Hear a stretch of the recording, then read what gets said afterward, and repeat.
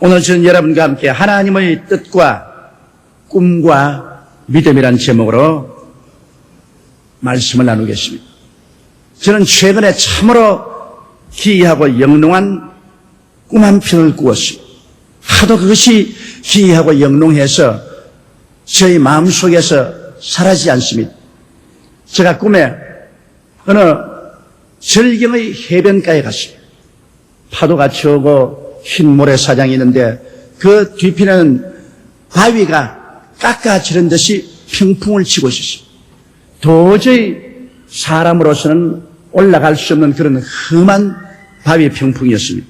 그런데 거기에 바위 벽을 이용해서 아주 아름다운 호텔 건물이 하늘을 찌를 듯이 솟아오르고 있었습니다. 도저히 내 생각에 그곳에 그러한 호텔을 지을 수가 없는데 깎아지른 듯한 그런 바위를 이지하고서 호텔 건물이 하늘로 솟고 있습니다. 그래서 아직 미완성이 된 그 호텔 건물 벽을 타고 위로 올라갔습니다. 그래서 널찍한 홀에 들어갔는데 그 호텔을 짓는 주인이 한 70세 가까운 키가 중년쯤 되는 노인이었습니다. 머리도 백발이고 흰 수염이 있는 어른이 저를 반갑게 맞이했습니다. 그래서 제가 꿈속에서 말했습니다. 참 거대한 공사를 하십니다. 정말로 훌륭하군요. 너무나 여기 경치가 좋고 아름답습니다. 그러니까 그분이 나를 가만히 보더니 조 목사, 오늘날의 세계의 문제가 뭔지 압니까?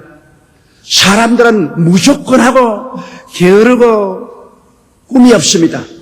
사람들은 할 수 없다, 못한다, 안 된다고 말하면서 꿈을 갖지 않습니다. 사람이 꿈과 환상을 잃어버리면 그는 살았다나 죽은 것과 같습니다. 그래서 내 나이 이제 7순에 가깝지만은 내가 이 어마어마하게 어려운 난공사를 하는 것은 꿈을 잃어버린 젊은 세대에 꿈만 가지면 아무리 나이 먹은 노인이라도 위대한 일을 성취할 수 있다는 것을 모범적으로 보여주려고 제가 이곳에 이 호텔을 짓습니다. 그러면서 나를 가만히 바라보시면 꿈을 가지세요. 꿈과 환상을 잃어버리면 개인도 사회도 나라도 망합니다. 그리고 잠을 번뜩 깼습니다. 참으로 기이한 꿈이었습니다. 굉장한 충격이었습니다. 저에게는 사라지지 않는 위대한 설교의 말씀을 꿈속에서 그 노인이 해주었습니다. 나는 꿈에서 깨어나서 말했습니다. 그렇다. 불가능에 도전하는 꿈과 환상을 잊어버리면 그 사람은 살았다 하나 죽은 것이다. 불가능은 꿈과 환상이 없을 때 불가능으로 남아있지. 꿈과 환상을 가진 사람에게는 오늘날 또 하나님께서 불가능을 제껴버리고 그 꿈을 이룬다는 것을 계시로 보여준 것이다. 이러한 저희 마음속에 깊은 감격을 느낀 적이 있습니다. 우리가 꿈과 환상을 가지고 위대한 창조적인 인생을 살아가기 위해서는 첫째로 하나님의 뜻을 알아야만 하는 것입니다. 천지와 만물을 지으신 하나님은 우리에 대해서 하나님의 위대한 계획을 갖고 계시겠습니다. 우리 한 사람 한 사람, 또 우리 사회, 국가, 세계에 대한 하나님의 뜻을 가지고 있습니다. 하나님의 뜻은 영원불변합니다. 하나님의 뜻은 피할 수가 없습니다. 우리가 지극히 작은 것으로부터 시작해서 큰 일에 되기까지 하나님의 뜻을 알고 그 뜻을 따라서 우리가 꿈과 환상을 가져야 되는 것입니다. 사람들은 말합니다. 하나님의 뜻을 아는 것이 쉬운가요? 하나님의 뜻 아는 것이 너무나 어렵습니다. 그러나 실상 우리가 하나님의 뜻을 알고자 결심하면 하나님은 당신의 뜻을 우리에게 보여주는 것입니다.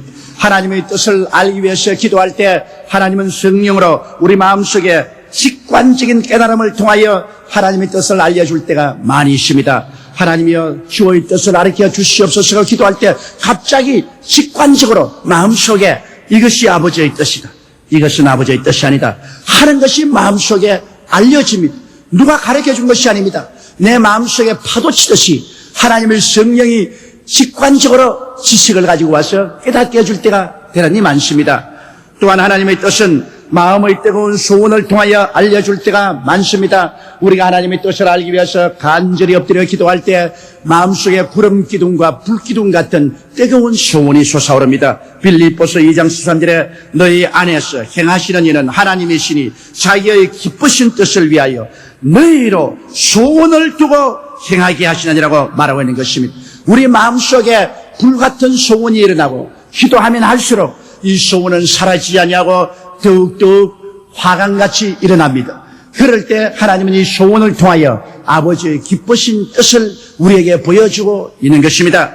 또한 우리는 꿈이나 환상이나 계시를 통하여 하나님의 뜻을 알 수 있는 것입니다. 고넬료가 오후 기도 시간에 온 가족들과 함께 기도하는데 환상 중에 천사가 나타나서 너는 요빠에 사람을 보내어 베드로라는 사람을 청하라. 그가 내게 구원의 도리를 알려줄 것이다.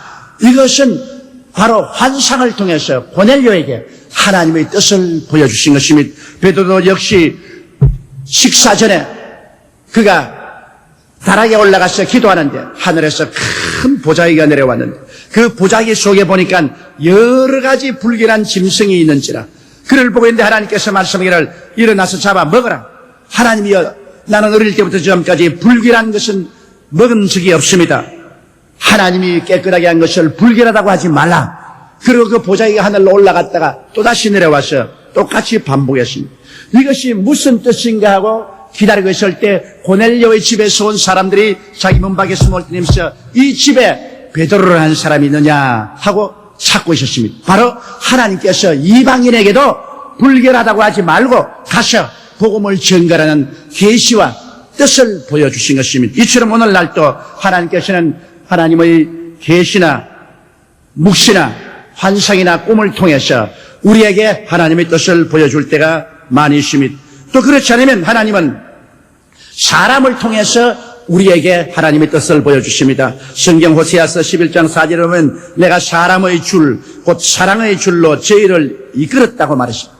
사람을 통해서 또 그 사랑을 통해서 우리를 이끌어주는 것입니다. 미움을 통해서 이끌 때는 하나님의 뜻이 아닙니다. 하나님은 나를 뜨겁게 사랑하는 사람을 통해서 사람의 줄, 사랑의 줄을 통해서 나를 이끌어서 하나님의 뜻을 보여주는 것입니다. 그러므로 전혀 내가 알지 못하는데 하나님께서 사람의 줄, 사랑의 줄로서 내가 갈 길로 이끌어줄 때 하나님의 뜻을 알 수 있는 것입니다. 또 그렇지 않으면 하나님께서는 환경을 통하여 우리에게 보여주시는 것입니다. 이 길도 막히고 저 길도 막히고 뒷길도 막히고 오직 길이 한 길만 트여있습니다. 하나님께서 기도할 때 말합니다. 이 길로 가라. 다른 데 갈 길이 없습니다. 그래서 하나님께서는 환경을 통해서 우리에게 갈 길을 밝히 보여줄 때가 많이 있는 것입니다. 고린도후서 6장 1절 2절에 보면 우리가 하나님과 함께 일하는 자로서 너희를 권하노니 하나님의 은혜를 헛되이 받지 말라. 가라사대 내가 은혜 베풀 때 너를 듣고 구원의 날에 너를 도왔다 하셨으니 보라 지금은 은혜 받을 만할 때요. 보라 지금은 구원의 날이로다라고 말하고 있는 것입니다. 우리는 하나님과 함께 일하는 자인 것입니다. 우리 혼자 살지 않습니다. 예수를 구주로 모시고 하나님의 자녀가 된 우리들은 무엇을 먹을까, 무엇을 입을까, 무엇을 마실까로부터 시작해서 모든 크고 작은 일에 하나님과 함께 인생을 살아갑니다. 그러므로 성경은 여기 말씀하기를 하나님께서 은혜 베풀 때 우리의 기도를 듣고 구원의 날에 우리를 도왔다고 말하고 있는데 지금이 은혜 받을 만할 때요. 지금이 구원의 날입니다. 그러므로 우리는 하나님의 뜻을 분명히 구하고 하나님의 뜻을 알고 하나님 말씀을 통하여 하나님의 뜻이 틀림없음을 확인하고 그러고 출발해야 되는 것입니다. 인생은 하나님의 뜻을 알고 하나님의 손을 잡고 출발할 때 그것은 어떠한 난관과 역경이 있어도 승리하는 위대한 삶을 살아갈 수 있는 것입니다. 둘째로 우리들은 가슴 속에 하나님의 꿈을 품고 살아야 되는 것입니다. 하나님은 꿈이 없는 백성은 망한다고 말했습니다. 꿈이 없는 백성하고는 일하지 않습니다. 하나님께서 아브라함이 75세 되었을 때 그를 불러서 그 마음속에 꿈을 심어주었습니다. 꿈이 심어지기 전에는 아브라함은 하나의 늙은 노인에 불과했습니다. 그는 아무 일도 할 수 없는 이제 인생이 다 끝나가는 사람이었습니다. 그러나 그 속에 하나님이 꿈을 심어주니까 그는 새 사람이 되었습니다. 위대한 하나님의 도구가 된 것입니다. 창세기 12장 2절로 3절에 내가 너로 큰 민족을 이루고 내게 복을 주어 내 이름을 창대케 하리니 너는 복의 근원이 될지라. 너를 축복하는 자에게는 내가 복을 내리고 너를 저주하는 자에게는 내가 저주하리니 땅의 모든 족속이 너를 인하여 복을 얻을 것이니라 하신지라. 이 얼마나 놀라운 꿈입니까? 노인된 아브라함의 가슴 속에 피가 끓어올랐습니다. 뜨거운 피가 온 그 혈맥을 통하여 전신을 흥분시켰습니다. 하나님께서 아브라함에게 새로운 비전을 주셨습니다. 꿈을 주셨습니다. 하나님께서는 사람들의 가슴 속에 꿈을 심어주고 그 꿈이 불타는 사람을 사용하는 것입니다. 이스라엘 백성이 애굽에서 430년 동안 종살이였지만은 이스라엘 백성을 이끌어낼 때 하나님은 그냥 정치적으로 나가자고 말하지 않았습니다. 하나님은 이스라엘 백성에게 젖과 꿀이 흐르는 땅으로 가자. 여러분, 인간이 발명한 언어 중에 이처럼 위대하고 아름다운 언어는 없습니다. 젖과 꿀이 흐르는 땅, 어마어마한 축복의 땅인 것입니다. 젖과 꿀이 흐르는 땅으로 가자고 할 때 그 말이 모든 이스라엘 백성들의 가슴을 울렁울렁하게 만들었습니다. 심장이 뛰게 했습니다. 흥분되게 만들었습니다. 그들은 잠을 잘 수가 없었습니다. 모두 다 젖과 꿀이 흐르는 땅으로 말미암아 흥분하고 말한 것입니다. 우리 하나님께서는 모든 사람의 가슴 속에 꿈과 환상을 심어주었습니다. 우리 마음이 뜨거워지고 흥분하게 만드는 것입니다. 꿈과 환상이란 뭡니까? 없는 것을 있는 것 같이 보는 것입니다. 로마서 4장 11절에 하나님은 죽은 자를 살리시며 없는 것을 있는 것 같이 부른다고 말한 것입니다. 꿈과 환상이란 현실이 아닙니다. 현실이 아무리 고통스럽고 괴롭고 상망할지라도 꿈과 환상은 미래에 대한 일인 것입니다. 장차 이와 같이 하나님께서 아름답게 해주실 것을 현실적으로 마음속에 받아들인 것입니다. 눈에는 아무 증거 안 보이고 귀에는 아무 소리 안 들리고 손에 잡히는 것 없어도 하나님이 이와 같은 약속을 주셨으니 이것이 이미 내 마음속에 이루어진 모습을 밝히 바라보는 것이 꿈과 환상인 것입니다. 여러분, 꿈은 소망과 정열을 일으키는 것입니다. 마음속에 꿈과 환상이 있으면 이것은 나이도 초월하고 환경도 초월하게 되는 것입니다. 꿈과 환상이 마음속에 주어지면 뜨거운 정열이 마음속에 일어납니다. 뜨거운 소망이 끓어오르기 시작하는 것입니다. 내일을 향한 힘찬 발돋움이 생겨나는 것입니다. 창조적인 모든 지성이 마음속에 끓어오르기 시작하는 것입니다. 그러므로 여러분, 꿈을 가질 때야 비로소 꿈은 삶의 목표를 주고 전력을 기울이게 하는 것입니다. 목표도 방향도 없이 바람 부는 대로 물결 지는 대로 가는 사람은 벌써 버림받은 사람이요 죽은 사람인 것입니다. 그러나 꿈이 마음속에 생기면 그 마음속에 내일에 대한 목표가 분명해지는 것입니다. 목표가 있기 때문에 전력을 기울여 거기에 헌신할 수 있습니다. 시간과 물질과 모든 노력을 그 꿈을 향해서 쏟아부어 놓을 수가 있는 것입니다. 그렇기 때문에 큰 힘이 나타나게 된 것입니다. 여러분, 꿈은 내일을 산출하는 근원적인 힘이 되는 것입니다. 그러므로 꿈이 없는 사람은 내일을 잃어버린 사람인 것입니다. 여러분의 가슴 속에 있는 현재 꿈을 제게 보여주시면 저는 여러분의 내일을 보여줄 수 있는 것입니다. 저는 늘 외국에 가서 복음을 전가할 때마다 말합니다. Show me your dream. I will show your future. 나에게 당신의 꿈을 보여주세요. 그러면 나는 당신의 내일을 보여드리겠습니다. 여러분, 그러므로 성경은 꿈이 없는 백성은 망한다는 말이 여기 있는 것입니다. 꿈이 없는 젊은이는 내일이 없고 꿈이 없는 가족도 내일이 없고 꿈이 없는 중년다 노년도 내일이 없습니다. 내일이 없는 사람은 지금 살았다나 이미 죽은 사람에 불과한 것입니다. 그렇기 때문에 우리는 하나님께 부르짖어 하나님의 뜻을 알고 우리의 삶이 매일매일 크고 작은 영영한 꿈으로 가슴 속에 가득 차 있어야 되는 것입니다. 사람들이 여러분의 눈동자를 들여다볼 때 여러분의 현실의 절망을 보지 아니하고 내일의 찬란한 꿈이 여러분 마음속에 심어진 것을 여러분의 눈의 창문을 통해서 들여다볼 수 있어야만 되는 것입니다. 아무리 젊은 사람이라도 꿈을 이룬 사람은 벌써 늙어서 이미 장래 지내야 될 사람인 것입니다. 아무리 나이 늙은 사람이라도 그 마음속에 꿈이 있으면 그 사람은 나이가 의미가 없습니다. 그런 젊은 사람인 것입니다. 그를 통하여 새로운 삶과 새로운 창조가 넘쳐나오기 때문인 것입니다. 셋째로 우리들은 꿈을 가졌었으면 그 다음에는 믿고 행하는 담대함이 있어야만 되는 것입니다. 믿음과 현실은 언제나 상반됩니다. 현실은 타산적이고 이성적이며 순위 계산이 분명하고 감각적인 것입니다. 그러나 믿음은 현실과 환경을 뛰어넘어 하나님을 바라보고 믿기 때문에 눈에는 아무 증거 안 보이고 귀에는 아무 소리 안 들리고 손에 잡히는 없어도 꿈이 이룰 줄 믿고 현실을 타개하고 일어나 나가는 것입니다. 여러분, 하나님을 계산에 넣지 않는 사람은 꿈을 성취할 수 있는 믿음이 없습니다. 그러나 현실에서 아무리 어렵더라도 하나님을 계산에 넣는 사람은 꿈을 성취할 수 있는 것입니다. 예수님께서 광야에 나가서 말씀을 전거하고 난 다음에 저녁이 되면 5,000명의 남자와 기만 명의 부녀자들이 배가 고파서 더 걷지 못하고 집에 돌아갈 수 없어 풀밭에 들어 누웠습니다. 주님께서 제 아들을 부르시고 그 가운데 빌립을 보고 말했습니다. 빌립아, 이 사람들에게 먹을 것을 주라. 빌립은 현실주의자였습니다. 그러므로 빌립은 현실을 바라볼 때 타산적이고 이성적이며 분명한 손익 계산을 했습니다. 그는 주님께 말했습니다. 주님, 우리가 이 사람들에게 조금씩 먹일지라도 2박 데나리온에 대한 돈이 필요한데 우리는 그 돈도 없습니다. 떡 살 것도 없습니다. 날이 저물었습니다. 그러므로 이 사람들이 스스로 문제를 해결하도록 내보내는 게 좋겠습니다. 이것은 지극히 현실적인 타산적인 대답입니다. 그러나 그 제자 중에 한 사람 안드레는 그 현실을 바라보고 절망적인 상황에도 불구하고 그는 그 현실 가운데 예수님이 계신 것을 보았습니다. 광야만 바라보지 않고 광야 속에 있는 예수님을 바라보았습니다. 이것이 우리에게 중대한 문제인 것입니다. 우리의 삶이 아무리 광야와 같을지라도 광야만 보면은 절망하지만은 광야에 있는 예수님을 바라볼 수가 있어야 되는 것입니다. 빌립은 광야에 있는 예수님을 계산에 넣지 않았으나 안드레는 예수님을 계산에 넣었습니다.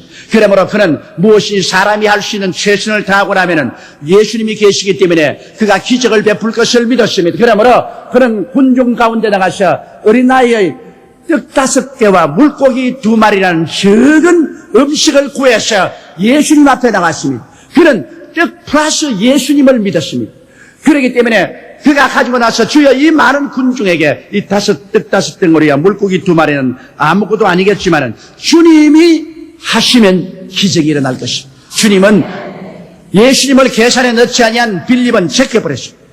예수님을 계산에 넣은 안드레를 청했습니다. 그 손에 있는 보리떡 5개와 물고기 2마리를 팔아서 주님이 축사했습니다. 그러자 광야는 잔치상으로 변하고 말한 것입니다. 얼마든지 떡이 넘쳐났습니다.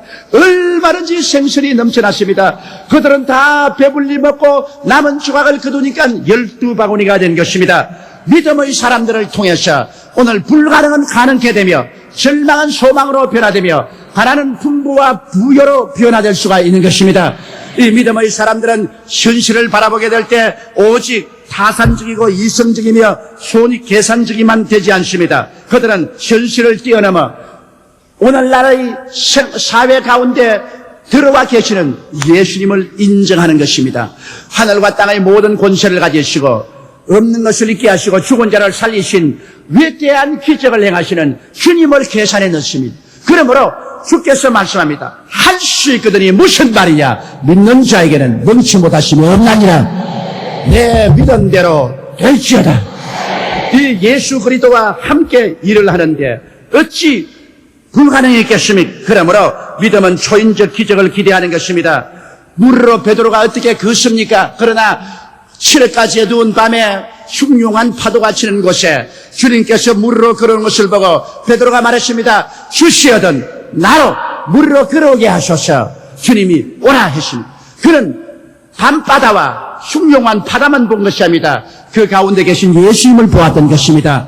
그는 흉흉한 파도와 바람과 밤바다만 계산에 넣었더라면 절대 절망했을 것입니다. 그러나 그 가운데 계신 하늘과 땅의 모든 권세를 가진 예수님을 계산에 넣으니까 그 모든 것을 극복할 수 있는 믿음이 생겼습니다. 예수님을 바라보고 그 말씀에 서서 그는 물로 걷기 시작한 것입니다. 흉흉한 바람도 그 무서운 파도도 그를 빠뜨리지 못했습니다. 왜냐? 그는 예수님을 계산에 넣었기 때문에 기적이 일어났던 것입니다. 예수 우리는 어제나 오늘이나 영원토록 동일하십니다. 주님께서 말씀하시기를 볼지어다 세상 끝날까지 내가 항상 너와 함께 하리라고 말씀하는 것입니다.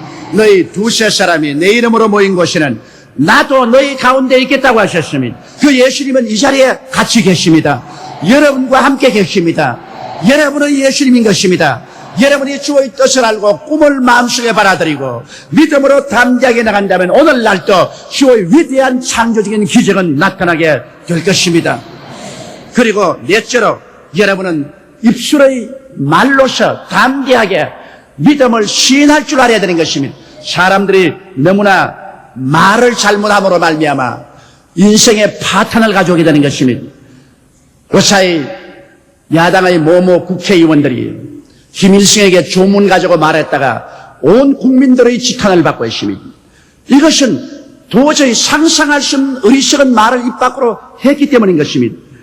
동족 300여만을 죽이고 남북한 합쳐서 1,000여만의 사람들을 이산가족이 되게 하고 칼기를 폭파해서 수많은 노동자를 죽이고 아웅산 사건을 일으킨 전쟁의 원흉인 김일성을 조의하자. 도대체 이게 말이 되는 일인 것입니까? 이것은 양심상 도의상 있을 수 없는 것입니다. 아직까지도 전쟁의 결과로 상처 입은 수많은 가족들이 한국에 있고 그 전쟁 미망인과 고아들이 있는데 6.25 때 전상을 입은 사람들이 보훈병원에서 지금도 40년 동안 치료받고 있는데 그들 앞에 추호도 동정과 사랑과 민족적인 애정도 없이 그래 전쟁 원흉에 가서 조의를 표하다니 이것은 있을 수가 없는 망발인 것입니다. 인륜과 도의를 저버린 사람인 것입니다. 이러한 사람들이 정치인이 있고 이러한 학생들이 있다는 것은 우리 국민에서 수치인 것입니다. 그러나 그 사람들이 그런 말을 했기 때문에 그 말로 말미암아 두고 그들은 지탄을 받고 고통을 당할 것입니다. 입술의 말이란 여러분 인간의 인격을 나타내는 것이고 인간의 현재와 미래를 형성하는 힘이 있는 것입니다. 하나님은 말씀으로 천지를 지으셨습니다. 그렇기 때문에 하나님 말씀이 얼마나 위대한 것을 보여주신 것입니다. 말씀 한마디로 빛이 생기고 궁창이 생기고 육지가 생겨나고 해와 달과 별들이 생겨나고 새들과 물고기와 짐승이 생겨난 것입니다. 말씀으로 하나님이 천지를 지으셨고 예수님의 사역도 보면은 예수님은 말씀으로 죄인을 사하시고 말씀으로 병을 고치시고 말씀하며 귀신이 쫓겨나갔습니다. 말씀하며 물이 포도주로 변했습니다. 말씀하며 파도가 잠잠해지셨습니다. 주님께서 말씀하시며 죽은 자가 살아나셨습니다. 말씀은 운명과 환경을 변화시키는 위대한 힘을 그 속에 가지고 있는 것입니다. 그러므로 우리가 구원받는 것도 의식이나 형식을 통하여 구원받는 것이 아니라 입술의 고백을 통해서 구원받는 것입니다. 로마서 10장 9절로 10절에 내가 만일 내 입으로 예수를 주로 시인하며 또 하나님께서 그를 죽은 자 가운데서 살리신 것을 내 마음에 믿으면 구원을 얻으리. 사람이 마음으로 믿어 이에 이르고 입으로 시인하여 구원에 이르느니라. 입술의 시인이 있어야 우리 마음속에 있는 신념이 구체화되는 것입니다. 입술에 시인이 있어야 우리 마음속에는 사상이 구체화되는 것입니다. 말이 없으면 모든 것은 창조적인 형태를 입고 나오지 못합니다. 말을 해야 우리 마음속에 있는 사상이나 믿음이 형체를 입고 창조적인 힘으로 나오게 되는 것입니다. 그렇기 때문에 오늘 우리들은 우리 가운데 있는 믿음이나 사상을 강하고 담대하게 입술로 시인해야 되는 것입니다. 하나님께서는 99세 된 아브라함에게 나타나셔서 말씀을 하셨습니다. 창세기 17장 4절 6절에 내가 너와 내 언약을 세우리니 너는 열국의 아비가 될지라. 이제 우리는 내 이름을 아브라함이라 하지 아니하고 아브라함이라 하리니 이는 내가 너로 열국의 아비가 되게 함이라. 99세 된 아브라함에게 하나님은 한 새로운 생각을 넣어주었습니다. 너는 열국의 아비가 된다. 새로운 믿음을 넣어주었습니다. 너는 열국의 아비가 된다. 새로운 생각, 새로운 믿음을 넣어주었지만은 그러나 그것 자체로만 안 됩니다. 너는 이제는 이것을 입술로 시인하라. 너 이름은 아브라함이 아니요 아브라함이다. 열국의 아비다. 그러고는 또 말씀하시기를 창세기 17장 15절로 16절에 하나님이 또 아브라함에게 이르시되 내 아내 사레는 이름을 사레라 하지 말고 그 이름을 사라라 하라. 내가 그에게 복을 주어 그로 네게 아들을 낳아주게 하며 내가 그에게 복을 주어 그로 열국의 어미가 되게 하리니 민족의 열왕이 그에게서 나리라. 그러므로 너희 아내도 이제는 열국의 어미인 사라지 사례가 아니다. 그래서 아내에 대한 새로운 생각을 하라. 어린애기를 못 낳는 성녀가 아니다. 어린애기를 낳는 여자다. 그러므로 사례가 아니라 사라다. 아브라함과 사례에게 하나님께서는 새로운 생각과 새로운 믿음을 넣어주었습니다. 아브라함과 사라, 열국의 아버지와 열국의 어머니라는 이름을 넣어준 것입니다. 그런데도 불구하고 아브라함은 이것을 받아들이려고 하지 않았습니다. 창세기 17장 17절로 19절에 보면 아브라함이 엎드려 웃으며 심중에 이르되 100세 된 사람이 어찌 자식을 낳을까? 사라는 90세니 어찌 생산하리요 하고 아브라함이 이제 하나님께 고하되 이스마엘이나 하나님 앞에 살기를 원하나이다. 하나님이 가라사대 아니라 내 아내 사라가 정녕 내게 아들을 낳으리니 너는 그 이름을 이삭이라 하라. 내가 그와 내 언약을 세우리니 그의 후손에게 영원한 언약이 되리라. 아브라함은 하나님의 말씀을 받고도 엎드려서 웃었습니다. 말도 안 되는 소리 하지 마세요. 하나님 날 웃기시네. 그러지 말고 첩에게 난 이스마엘이나 살아있으면 좋겠습니다. 그처럼 그 마음속에 믿을 수 없는 나이였습니다. 그럼에도 불구하고 하나님은 그의 입술의 고백을 갖게 합니다. 새로운 사상과 새로운 믿음은 그의 나이나 환경을 정복하고 극복할 수 있는 힘이 있는 것입니다.